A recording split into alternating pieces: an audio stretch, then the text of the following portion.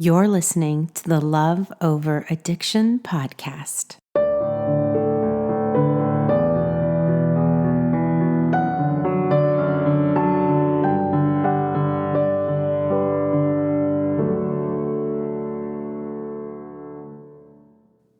Today we get to hear a conversation with Michelle and Natalie.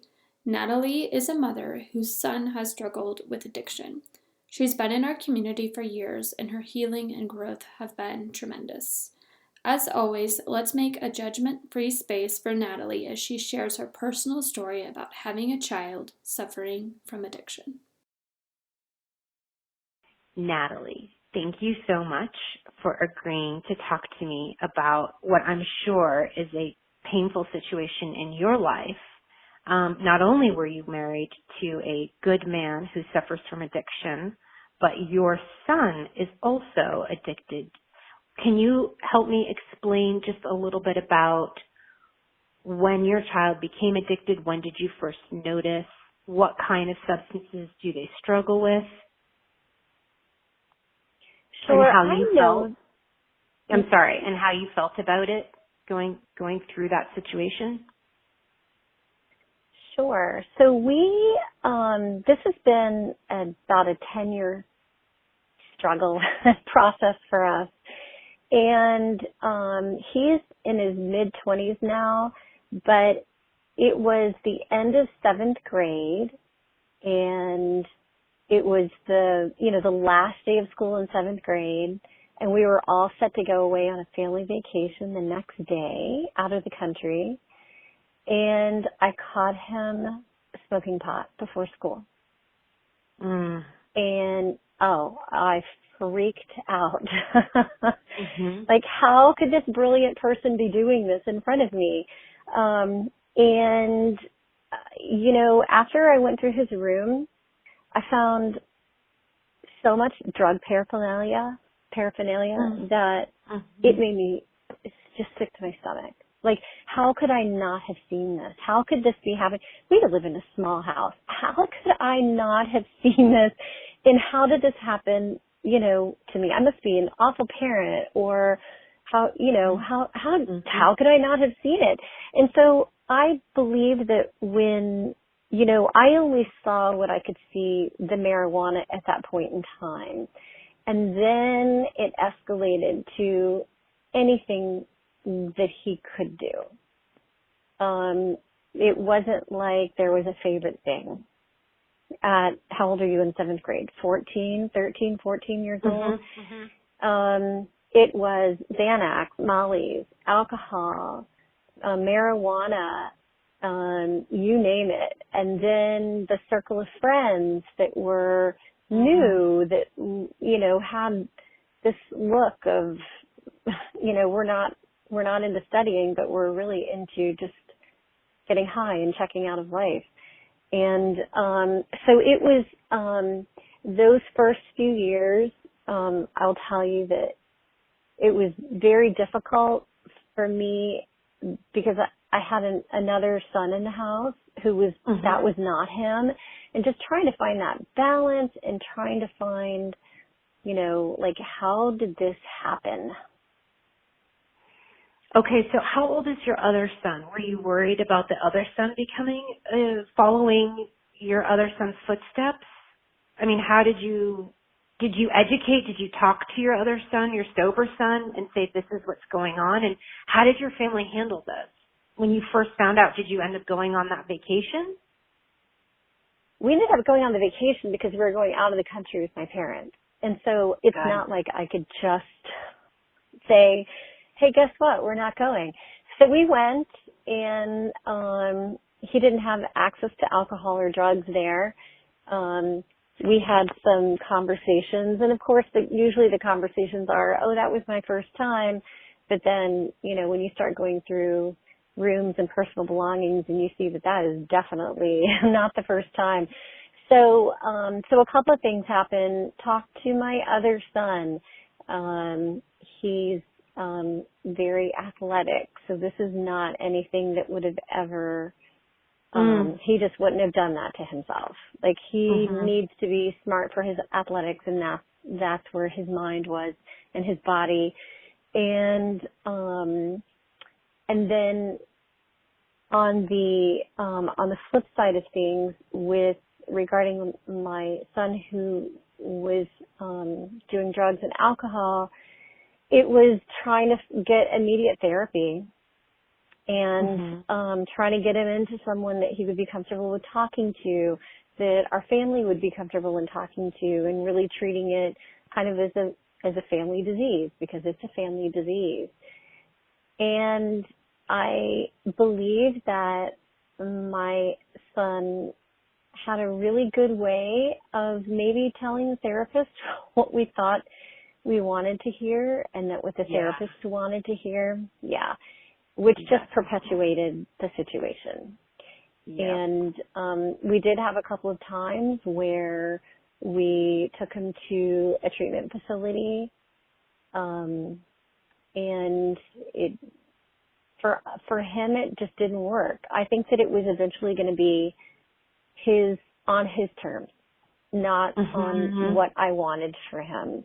And he is recently sober for almost a year, and he found it on his terms. But it's a struggle, especially for when parents find that their kids are in middle school and high school, and they find out that this has been happening. You go through a range of feelings, from how could this happen to me, how can I control this, and I've got to fix them. And the thing is, you can't until they're ready. Did you take him to inpatient or outpatient treatment? The first, we did, the first time. We did. First time we went through a couple of therapists before he found one that he actually clicked with and liked.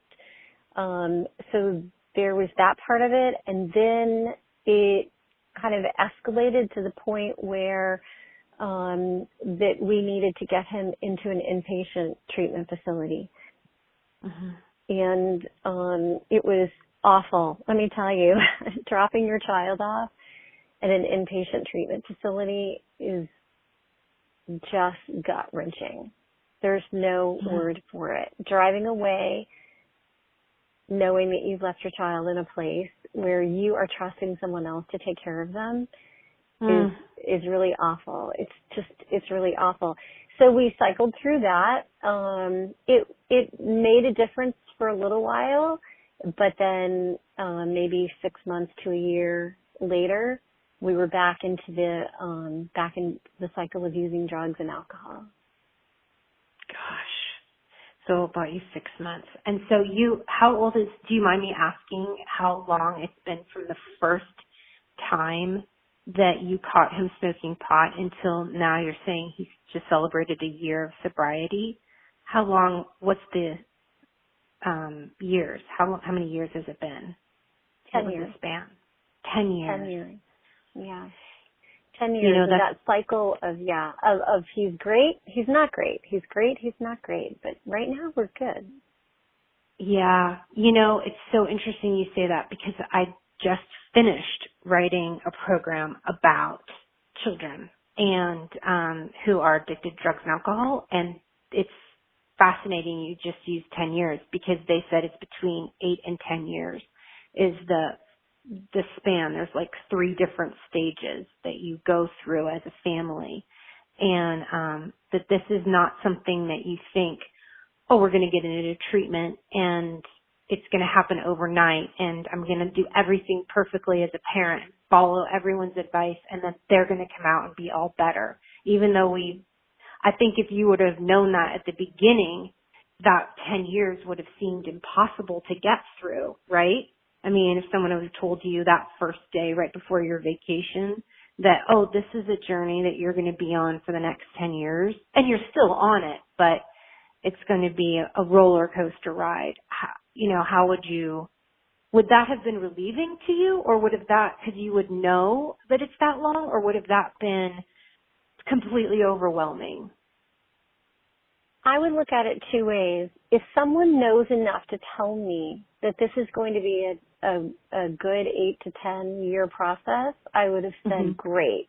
What do I need to do in year 1? Right. But right? Tell me what I need. Right. What should I expect? How do I make sure that I know that I'm good?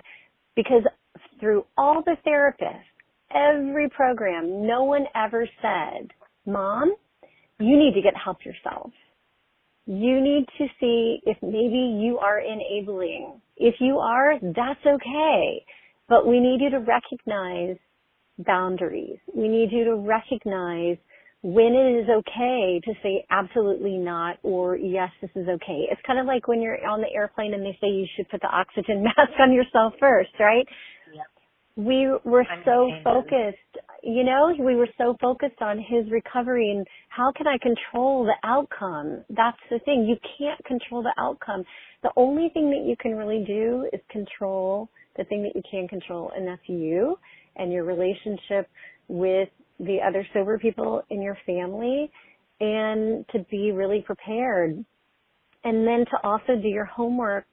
And I think this is one of the things that Michelle, you're helping with, is that 10 years ago, we weren't talking about mental health the way that we do now. We weren't talking about addiction the way we do now. We didn't have Facebook groups and podcasts that were talking about addiction. And because Al-Anon and Alateen and Codependence Anonymous aren't for everyone. And for a long, long time, that was the only place you could get resources. And so for me, I would say if somebody said, this is going to be a 10-year journey, I'd be like, tell me what I'm supposed to do in year one. What am I supposed to do as the mom? What is dad supposed to do as the dad? What should the brother be looking out for? And then what happens when you cycle through? So if he does have a crisis or he does have a moment where you think we're nearing rock bottom, what does my kind of like virtual emergency kit look like? Who's my support group, right? Who's my support group? So Michelle, when he did finally hit his rock bottom last year, I was completely prepared not to go into complete 100% I can fix this mode. That's terrific. That's so terrific. It's kind of like, it's kind of like when you were married to someone who suffers from addiction, when you marry, you know that, and you talk about having an emergency kit packed in the trunk of your car. And when your child is in this situation, you should be prepared in the same way, but sometimes I think it's a little bit more mental preparedness, or even in the state of Florida, we have the Marchman Act. Be prepared with your Marchman Act paperwork. I had my son Marchman acted once. I had that paperwork prepared for 6 months before the day came that I could use it. So I think that's really important. So in that process, in that 10 years, to know that your relapse is part of recovery, but make yourself strong as a parent or as your sibling, as the sibling of this person who's addicted. Sometimes there's a dual diagnosis involved. Sometimes there's trauma that's involved. It's not always like they didn't wake up going, I think I'm going to be an addict today.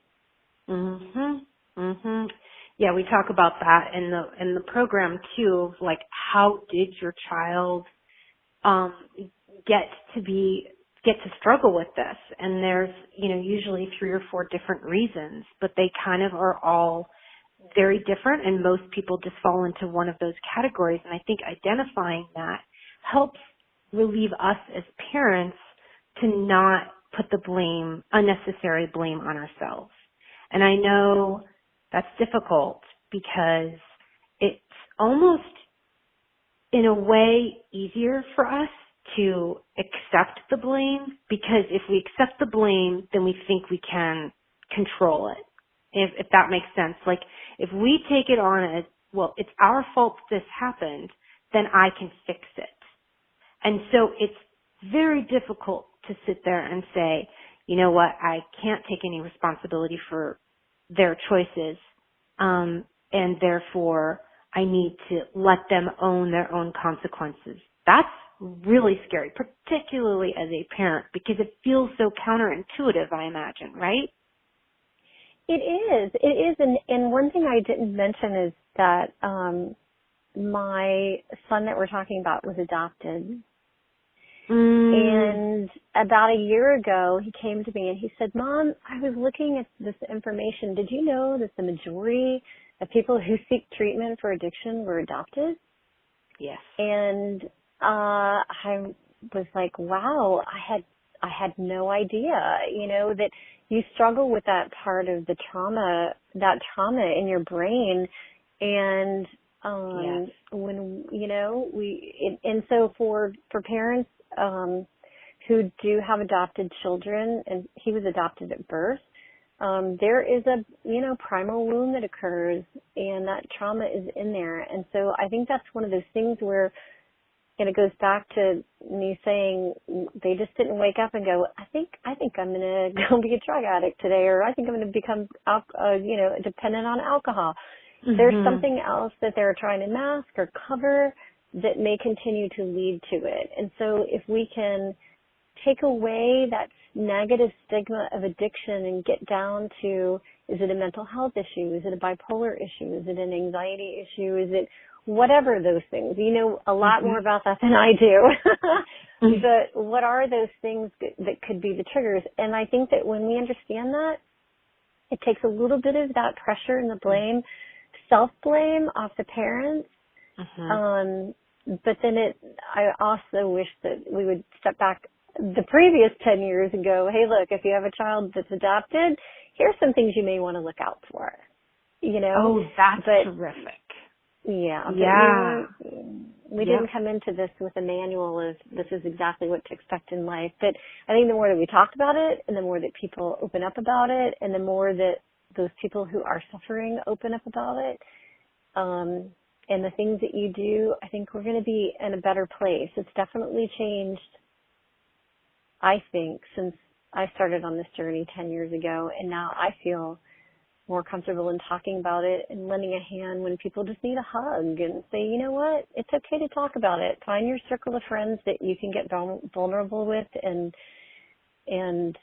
trust, because it's a long, hard journey, and it's got some major fabulous moments, and it's got some where you just want to never get out of bed. Ever. Yeah. That is so real. That is so real. What have been, can you tell us some of your fabulous moments? Can you share with us some moments where you remember thinking, or is it fair to ask this question? Have you ever thought, I'm glad this happened to us? Have you ever been grateful for addiction with your child? Because we say that a lot with our spouses. I always say addiction for me was one of the greatest blessings of my life, being married to a man. But is it different with a child? That's a really tough question. I think that if you look at the positive part of it, that he and I have a bond like no other. Because, at the beginning of this cycle, in this weird journey that we got on, he would call, I would go into fix-it mode, and then finally I said, look, this isn't working. Like, you're going to have to take responsibility. And we had many of those conversations, like, you could call me all day long, but I'm not going to solve your problem anymore. I'm here to love you. I'm here to fill up your belly with really good food and to hug you, but I can't do this anymore. And so I would say that one of those, number one, the gift of addiction is that he and I are incredibly close, that it made me see other people that are suffering in a completely different light. And I think it's made me a more empathetic person, especially with other parents, especially when you remove that, and I think we need more of that.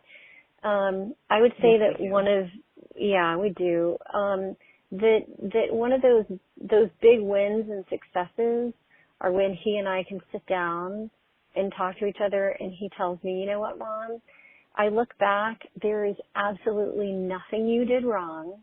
There is absolutely nothing you could have ever done to make me change my mind. I had to get here on my own, and thank God he survived it. That's all. Thank God every single day that he survived it. Because I have friends whose kids didn't survive it. Yeah. And he did. And he'll tell you, you could have taken me to inpatient, outpatient, however many therapists you want to take me to, talk to me until you're blue in the face. But it wasn't until the first step, us changing our relationship, and second, him coming to that decision with, just like you said, your research shows in that 10-year time frame that they're like, hey, wow, maybe there is a different way, right? And so I think that bond and that relieving that stigma, and then him being able to say, not your fault, Mom. I love you. You did everything you could. I'm so sorry. I feel remorseful and regret over the way that I treated you, and I'll do whatever I can to make it up. Wow. I feel like that's every mother's dream. Like what you just said is like what every mom that's in the thick of it is praying for, is hoping for, to hear those wonderful words. And I think, when we love somebody, whether it's a child or somebody struggling, as a spouse with addiction, we can tell whether they mean it or not, because they do have a tendency to tell us what we want to hear sometimes instead of the truth. And I can just, I bet it just feels so new and refreshing to be able to hear that and trust it, to really know it's genuine, and that, you have a child that, do you feel like in a way he's come back to you, or do you feel like this is a rebirth of sorts, like a new relationship that's blossomed out of the pain and the struggle and the suffering? So when you talk about when he was, do you feel like he's coming back to you? One of the things that my mom said to me one day when we were in one of these patterns of disappearing for days and coming back, she said, you know what? For all of the things that are happening and all the places that your child can be, he always comes back to you. He always comes back. And so it's hard to get mad at him because you don't have any control over his addiction, but he always comes back home. And so when I think about that, and I think about where he is now, and he's living on his own, and he's setting up his own house, and he's proud of that fact, that feeling of that he always comes back, it's like I knew he was there, but when he came back during those runaway days, I got like 25% of them. Now I get like 150% of them. So because he's genuinely there. Prepare yourself for relapse. There's always that chance. And always be sure that, even though they're there and they're showing up and that they're genuine and they struggle every single day. Every single day they struggle to stay sober. There always is a chance for a relapse. Have your virtual, that mental emergency, get ready. But while they are in those space of days and years that you can string together in sobriety, it is wonderful to have them in that space. And I would have taken 10 minutes at a time 10 years ago. Now I get a year's worth. And so it's good. We're good right now. That's really wonderful. I think there is absolutely nothing more stunning and courageous and that awes me more than a person that is choosing sobriety, that struggles with addiction. I just can't even imagine waking up every day with this battle. And I've never experienced it. So for someone to consciously make that very difficult decision every day, they have my complete and utter respect and admiration, and what a courageous son you have and how proud you must be. And you're right, it's not about perfection, but the fact that what I find hopeful is when people have the desire to get sober. I think we can always have hope in people that are trying. They might not nail it every time and they might make mistakes, but who doesn't? It's the people I worry about are the ones that have given up, that just are not even making an effort. So I can't imagine as a mom, do you sleep better at night? I mean, how has this affected you on a daily basis, this sobriety? Do I sleep better at night? It's one of those things where I think it's going to be years until I wake up in the morning and I flip my phone over and I see that I don't have a middle of the night text or a middle of the night phone call. I think that there's a part of that that's always there. I work really hard to check in with myself. I do read, although Al-Anon was in-person Al-Anon meetings just were not a good fit for me. They are a good fit for thousands and thousands of people. Not a good fit for me. However, the book Courage to Change is a great book. It's a great daily read. And it's not like you have to read it, parents out there who are listening, cover to cover. You read it on the day. And it is a gentle reminder to me that my loved one who is suffering is good today. And they know that when they get up, their goal every single day is not to drink or use drugs. That's the goal. And for me to put myself in their shoes and for me to put myself in my shoes, knowing what our roles are in this kind of relationship of addiction, that sometimes it is, you have those days where everything is great and it's good and you feel good and you sleep better at night because they've been to your house or you've been somewhere and they're great and you go to bed and you sleep like a baby. And then there'll be another day where you think, oh man, they're struggling today. And it's hard to sleep on those nights. It's really hard. But, but Courage to Change, I think is a really good read. I think it's a great resource. And then just having the trust and the love in them that, that they're doing the right thing. They know what they're doing. Yeah. And you said, I'm sure this still plays a role in your life, regardless of their sobriety or not. But you mentioned boundaries earlier on, and I'm sure that's a skill every woman needs to master, regardless of their relationships. So I'm sure you still continued with those boundaries. Just because they're sober doesn't mean, you let them go to the wayside. Yeah, for sure. So if he is, he does have a therapist that he sees. And so if he calls and he's in some sort of, crisis, I say, look, have you called your therapist? Wonderful. I love you.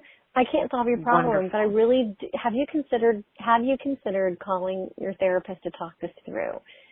Why don't you call them, and I'm happy to meet you for dinner or something somewhere, but you really need to call your therapist about that. Or if they're in AA, have you talked to your sponsor about this? I can't take that on. I definitely have my responsibilities in this relationship, and one of them is not solving their problems. Oh my gosh. If we were together right now, I would give you a huge high five. That is terrific. You sound so healthy. I'm so proud of you. You sound terrific. And that's a beautiful example that I know a lot of people will find really helpful. So thank you. We could go on and on and on. And I love your story. And I know that it's going to help a lot of parents out there. I appreciate you being vulnerable and real and you having the courage to share. Well, you are very welcome, and I hope that it helps the parents out there. Certainly, you and I have both been through the ringer on several occasions with this, but I want you to know how much I appreciate you too, and how much you changed my life and so many others, and just what a fabulous human being you are, and how much I appreciate it. Natalie, you are so welcome. I'm so glad. Let's stay in touch for sure. Sounds good. Okay, thank you. Bye-bye. Bye. If you're a parent with a child suffering from addiction, we've created some brand new resources just for you. Head over to loveoveraddiction.com/parents to see what we have there and find the answers that you've been looking for. And thank you, as always, for listening to this podcast and supporting this community. You all mean so much to us, and we love it if you can leave us a rating and a review on iTunes. Those ratings and reviews help other women who are searching for answers find us. And thank you so much. We read every single review and we love it. And lastly, be sure to subscribe to this podcast wherever you listen so you never miss an episode. We'll talk to you later. This podcast is created for your support, encouragement, and entertainment with Michelle's personal thoughts and beliefs. From one woman to another, bonded together by the fact we love someone suffering from addiction. This is not intended as a substitute for therapy or advice from a professional.